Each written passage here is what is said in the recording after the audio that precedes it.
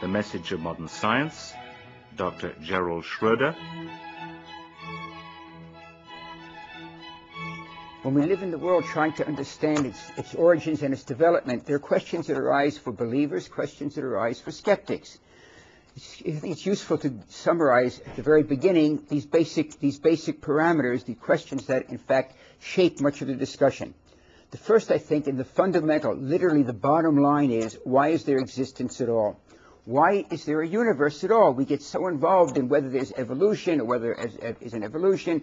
Is the universe billions of years or millions of years or thousands of years old? All these questions are totally secondary to the most fundamental conundrum of all, that of existence. The universe exists. It didn't have to exist, or did it have to exist? That's the question. Does it exist forever, or was there a beginning to the physical universe that is predated either by other universes or by something we might call God or the laws of nature? We bypass this. I think Marshall McLuhan in his book, The Medium is the Massage, states it perfectly. We're not sure who discovered water, but we're pretty sure it wasn't the fish. When you live in an environment that is totally around you, existence, and also cognition, awareness, self-awareness, you just take it for granted. We take it for granted the reality of our existing, and we take for granted the reality of our being aware of ourselves, two phenomena that may not be easily couched within or answered by the physical dimensions of the universe. Another question would be, was the creation of the universe a willful act? Or was it the result of some random quantum fluctuation, that the laws of nature might have preceded the universe? Biblical religion, or theology in general, would hold that some non-thing, in the full word nothing, some non-thing called God, non-physical thing called God, produces the universe. That would be a willful act. The parallel would be some non-thing, the laws of nature, as it were, totally abstract laws of nature, no physicality, might also be timeless. Religion says God is timeless. Physics could say the laws of nature are timeless. Laws of nature without nature. The aspect of the laws of nature is couched within quantum mechanics. The physics of the quanta allows something to be created from nothing, provided you have a potential on which you can draw. Not a potential of anything physical whatsoever, just the potential of having the laws exist. So the question would be, was the creation of the universe, the Big Bang creation, willfully directed? Or was it a random fluctuation in a timeless entity we could call simply the laws of nature? Then another reality emerges from this, that the universe is tuned for life. The aspects of the universe are extraordinary. The quality of the fundamental forces of the universe essentially shape the development of life, and in fact, the universe is tuned for life. Not tuned for the starting of life. That's not at all clear.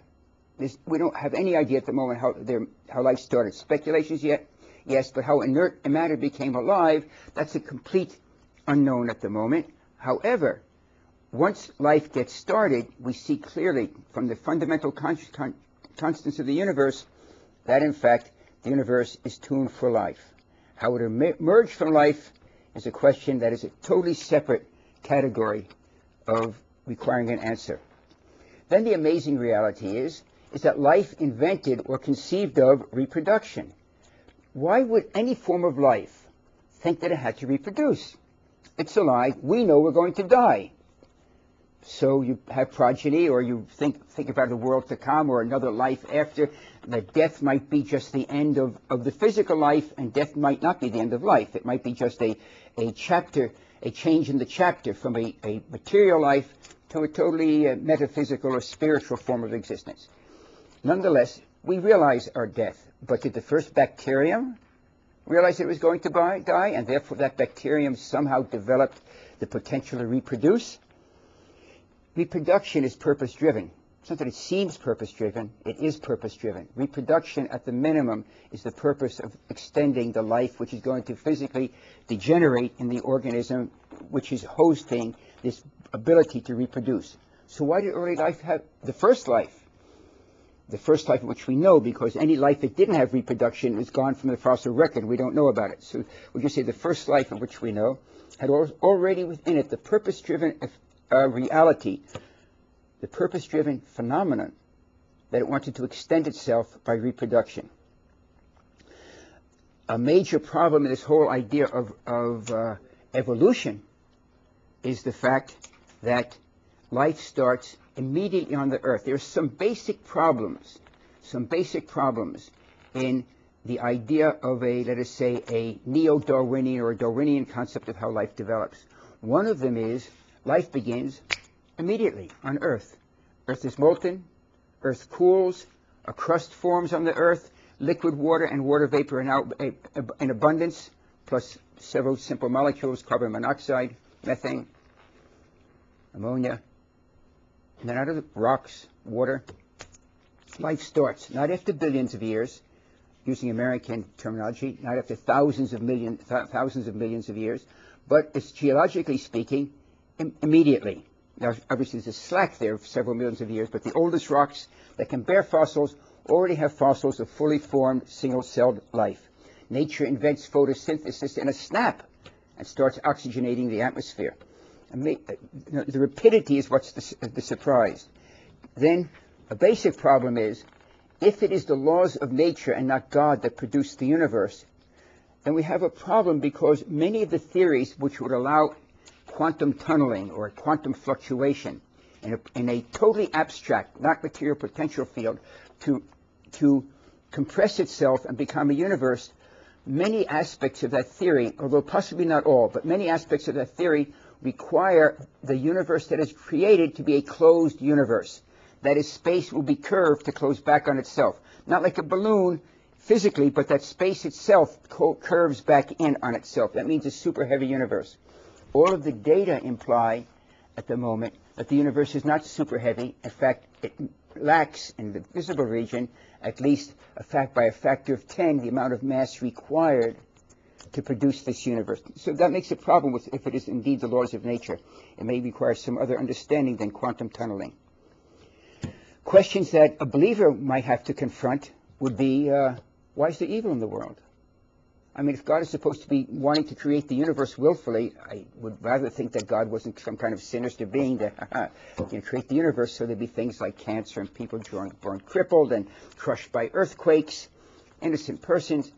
So why does this exist? Biblically, there are easier answers for this. But a simple question is, why is there tragedy? Put it this way, why is there tragedy in a world created by a God, from a biblical point of view, that claims to be merciful?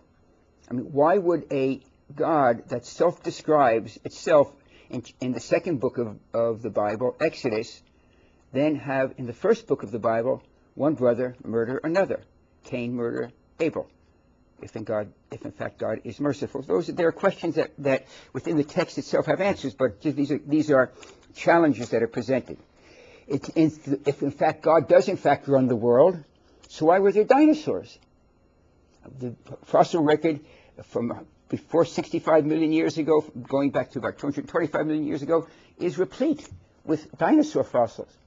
But why would there, as an example, if God is running the world, why would God have dinosaurs to develop approximately 225 million years ago, exist for 185 million years till about 65 million years ago, and then be wiped out like that by what appears to be a massive meteor crashing into the Earth? And there's a force from outer space, literally a meteor, force from outer space.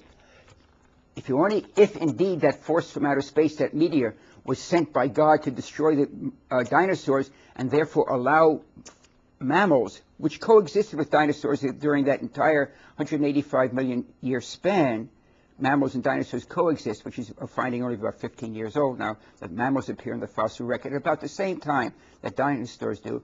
But mammals didn't get any larger than a few kilos, whereas dinosaurs were all over the place, swimming dinosaurs, crawling, gigantic, massive dinosaurs, running the ecology almost. And then suddenly they're wiped out and the mammals survive. If in fact that wipeout of the dinosaurs was a divine effect, it certainly was good for us, because we're the mammals that have seemed to have come from that line. Well, why have the dinosaurs in the first place?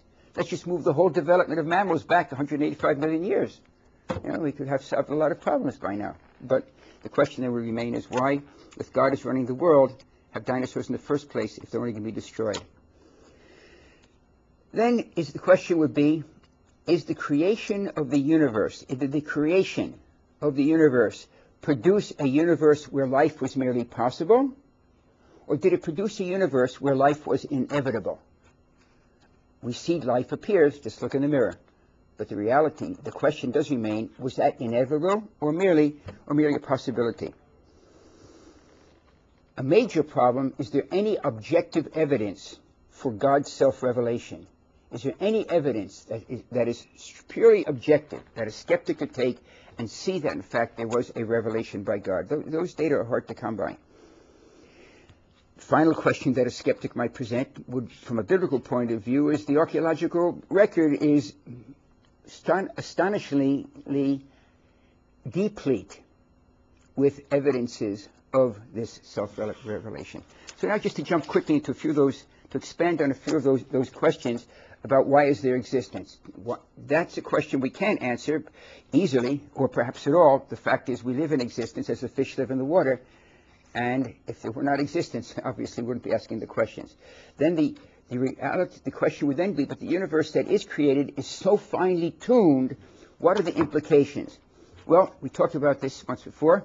Scientific American thinks the fact that the universe is so finely tuned is simply because there are many universes. Parallel universes really exist. There are many universes, and most universes may not have life, but our universe is just right for life, and therefore we have life in one of the universes of the many that exist. The logic, which we talked about once before, is quite extraordinary. Scientific American, the article about there are many universes, and here is the logic in one of the arguments. In 4-color printing, so it shouldn't be missed by the reader of the journal, which I would think when you look at the logic, the editors might have been happier if in fact it had been overlooked by the reader. Evidence for other universes. Cosmologists infer the presence of parallel universes by scrutinizing the properties of our universe. These properties, including things like gravity, the strength of the forces of nature, the number of observable dimensions of space, length, width, height, and the dimension of time, those 4 dimensions. These properties were established by random processes. You have to get the mindset here. These properties were established by random processes during the birth of the universe. Yet they have exactly the values that sustain life. So Scientific American realizes that the most widely read materialist journal, materialist orientation, most widely read science journal in the world, establishes that in fact, yet these properties of nature have exactly the values that sustain life. What's the deduction from this from a materialist point of view? This suggests, since these values are exactly right to sustain life, that there must be other universes that have other values and don't sustain life. Hence the cover can say parallel universes really exist. Well, that level of logic, since our universe is good, there must be bad universes, is about as convoluted as one can imagine in the development of a logic of why there's a universe. Next would be on this agenda of trying to just quickly go through this whole flow from a creation to our existence. The Big Bang did not produce one iota of solid matter. It didn't produce protons and neutrons and electrons. It produced light beams, super energetic light beams, electromagnetic radiation. And these light beams eventually became alive. Now, it is quite a stretch of the imagination that light beams can become alive by themselves, but all of physics holds by that. Interestingly, there are ancient commentaries that hold by it also, but just stay with, let's stay with the physics of today. The Big Bang produces light beams. Somehow, by the discovery of Albert Einstein, the famous equation E equals mc squared, the light beams become solid particles of quarks. They become protons, neutrons. We have electrons. We now have the building blocks of atoms. A proton actually is the nucleus of a hydrogen. These protons, neutrons, electrons rapidly draw together. We get hydrogen and helium. There are some nuances in the process which lock the universe in after the first 3 or 4 minutes to be primarily, almost entirely in fact, hydrogen and helium. Hydrogen is great for making stars, but it's not good for making people. It just doesn't carry it off. You need things like carbon, oxygen, nitrogen, iron, potassium, calcium, the heavier elements. So what happens? In the alchemy of stars, as the gravity pulls together this hydrogen, and helium squeezes it tighter, and the hydrogen is used up, and the star implodes and explodes. In these processes within the furnace of the stars, the hydrogen, the helium, almost like nuclear Lego blocks, are built into heavier elements: hydrogen, helium, lithium, barium, boron, carbon, nitrogen, oxygen, up the periodic table. And the elements of life now are in the universe, made from the hydrogen of the creation, which was made from the energy, the light beams of creation. So now we have light beams manifesting themselves as the the elements. These elements, over eons and many processes in stars, finally get drawn together in this corner of the universe. Sun forms in the center. Rocky planets, one the third one out, Mercury, Venus, Earth, a planet just at the right distance from the sun to have a temperature commensurate with liquid water. Not so hot that the water evaporates, not so cold that the water is locked in ice, just far enough away from the sun so the gravitational force of the sun on the earth doesn't lock the earth, so the same face always faces the sun, which can be devastating. The moon's face, we only see one face of the moon from the earth because it's locked gravitationally by tidal forces, so that as it goes around the earth, the same face always forms it. Mercury has the same face facing the sun, almost only. Venus also.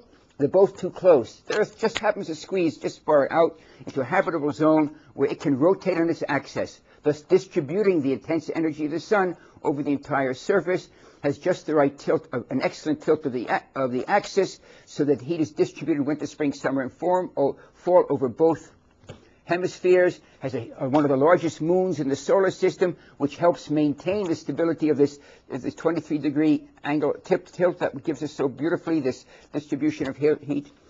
And on this Earth, which is so lovely tuned for life, as Scientific American points out, rocks and water, a few simple molecules, perhaps some clay, methane, ammonia, nitrogen, water, and rocks become alive. Of course, those rocks and water weren't always rocks and water. Before the Earth and the solar system formed, they were stardust, or previously exploded stars. And before this, they were the hydrogen and helium, which is produced in the Big Bang. And before this, they were beams of energy. See, everything you see around you is condensed energy. You're made of light beams. The fact that there was one physical creation, and science is unequivocal about this, there was one physical creation. The stuff that makes up your body, and the world around you, the chair you're sitting on, the floor on which the chair rests, has been in the universe since the creation. You witnessed the creation of the universe. You were present at the creation, not in your bodily form, but in the form of light beams that eventually became alive, learned to send people to the sun, to the moon, learned to create a violin concerto that can so beautiful it can move a person to tears, all from condensed light beams. It's quite a stretch of the imagination that this merely happened by itself. But that's the understanding from a materialist, reductionist point of view.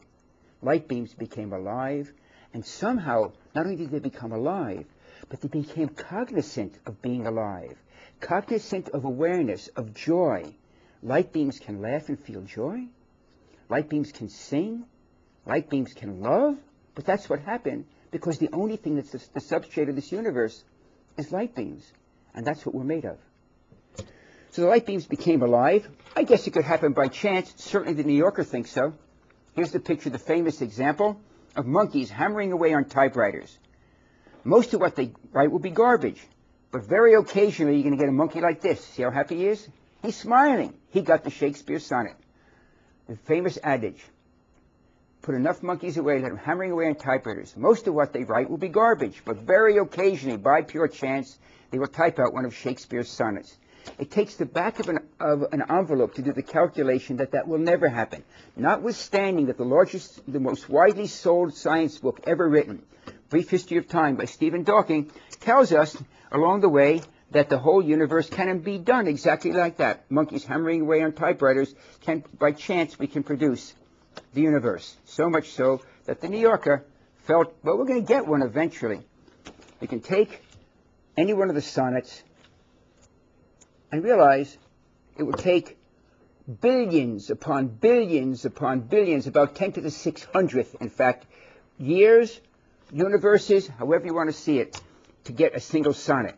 That means you have to either have a universe that was 10 to the 600th times larger, or that there would be 10 to the 600th universes, parallel universes. One's going to make it. In other words, the likelihood of getting a sonnet, at least on this universe by chance, is 0. It will never happen by chance. So we have the origin of life that starts like this, and maybe it's by chance, that's what we're told, but it doesn't seem to work that way, because even if you think it's by chance, how'd the light beams figure out to send people to the moon? But they did. That life begins about 3.8 thousand million years ago. I'm using American terminology for the numbers. Life develops, not so rapidly, in fact. It starts immediately, but remains single-celled for 3 billion years. For 3 billion years, life remains single-celled, and then out of the blue, what's called the Cambrian explosion. This is Time Magazine. Scientific American talks about it also in the terminology, the Big Bang of animal evolution. The Big Bang of animal evolution is quite amazing. It's described quite succinctly in Scientific American that every phylum that exists today came into being simultaneously. There are approximately 34 animal phyla. All of those 34 appear in the fossil record in a strata called the Cambrian explosion, of which Darwin knew about. It wasn't dated. He just assumed that the strata in which every body type that exists today, not little people sleeping through lectures, no, but simply here's chordacta. That's our first formation in our phylum. It's primitive fish. These are the first insects, the trilobites, and they are mollusks, and all together, all the 34 appear out of the blue. 3.8 billion years ago. 3.6, 3.7, approximately 3.8 billion years ago, water forms, life begins. For 3 billion years, life remains one cell. Then out of the blue, the Cambrian explosion produces this menagerie of life. These are drawings from the American Museum of Natural History that I showed in Time Magazine. In that life already are eyes. Every phylum that has eyes today appeared in the fossil record for the first time with eyes. Now that's quite amazing. So Darwin assumed there other fossils would be found that would show a difference. Well, other fossils have been found, and it becomes worse and worse, constrained for these explosions of life, these punctuated of life, and hence the journal Science, which is the leading overall peer-reviewed science journal in the United States, had an article in 1995 by Robert Kerr said, "Did Darwin get it all right?" Did Darwin get it all right? The subtitle was, no, Darwin didn't get it all right. That species appear in the fossil record with an amazingly un-Darwinian abruptness. What does it mean? It means we certainly don't understand what's going on, and it is interesting to see how one of the leaders in this understanding that life became by random reactions, how this person had the fortitude mentally to change his opinion. It's George Wald, Nobel Prize winner, professor of biology, Harvard University, wrote an extraordinarily interesting article called The Origin of Life. The Origin of Life, 1954, was based on the thesis that, in fact, life could start by random reactions. Scientific American, The Origin of Life, George Wald. Wald becomes a Nobel Prize winner for discovering the role of vitamin E. I think it's E, maybe it's A. Yeah, beg your pardon. In the functioning of the retina. Here's what he had to say in 1954. However, remember, water, first life, water appears here, and in the 1950s and 60s, the first fossils were only 500 million years ago. So there are like 3 billion years of blank space in there in which life was thought to have evolved. So he's talking about these 3 billion years for the random reactions. However improbable we regard the event of the origin of life or any steps that it involves, given enough time, it will almost certainly happen at least once. And for life as we know it, once may be enough. Time is in fact the hero of the plot. Get the hubris here. Time is in fact the hero of the plot. The time with which we have to deal is nearly 2 billion years. What we regard as impossible in human experience is meaningless here. Given so much time, the impossible becomes the possible probable, the probable virtually certain. One has only to wait. Time itself performs the miracles. That's 1954.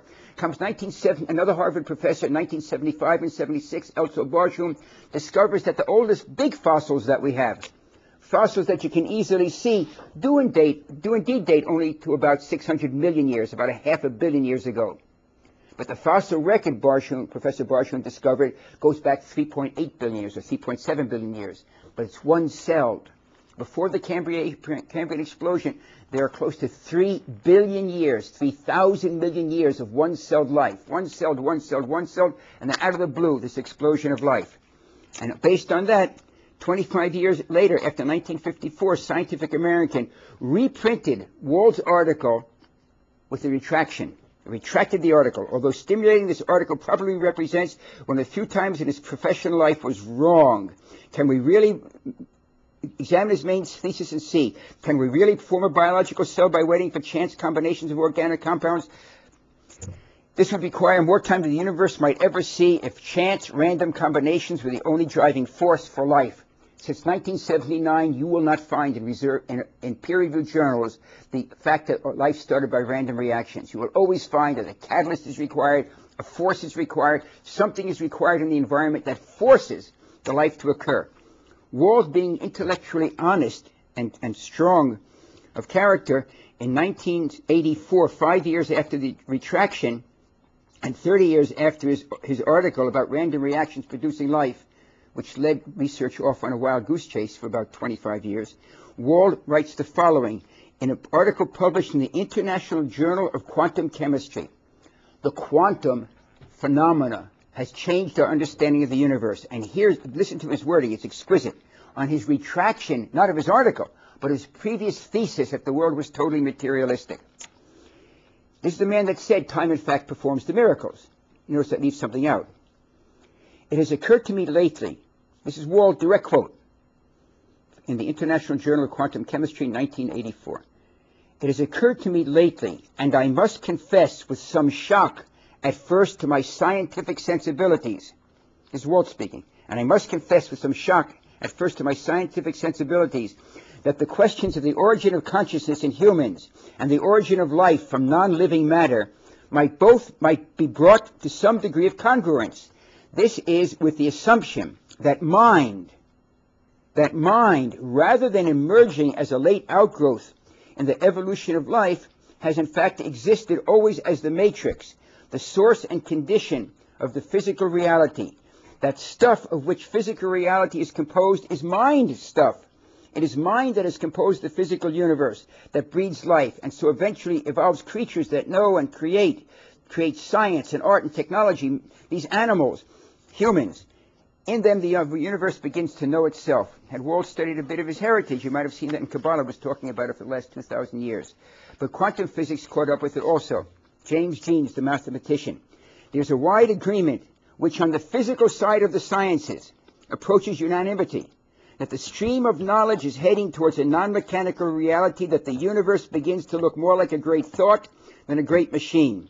Mind no longer appears to be an accidental intruder in the realm of matter. We are beginning to suspect that we ought to hail mind as the creator and the governor of the realm of matter, not, of course, our individual minds, but the mind in which the atoms out of which the entire universe has grown exist as thoughts.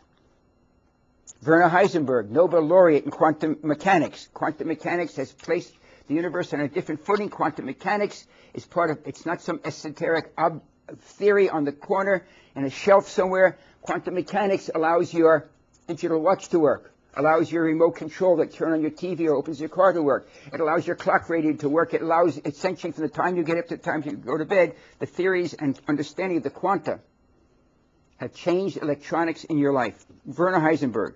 Inherent difficulties in the materialist theory of existence, that everything is material. The materialist theory of existence have appeared very clearly in the development of the physics of the 20th century.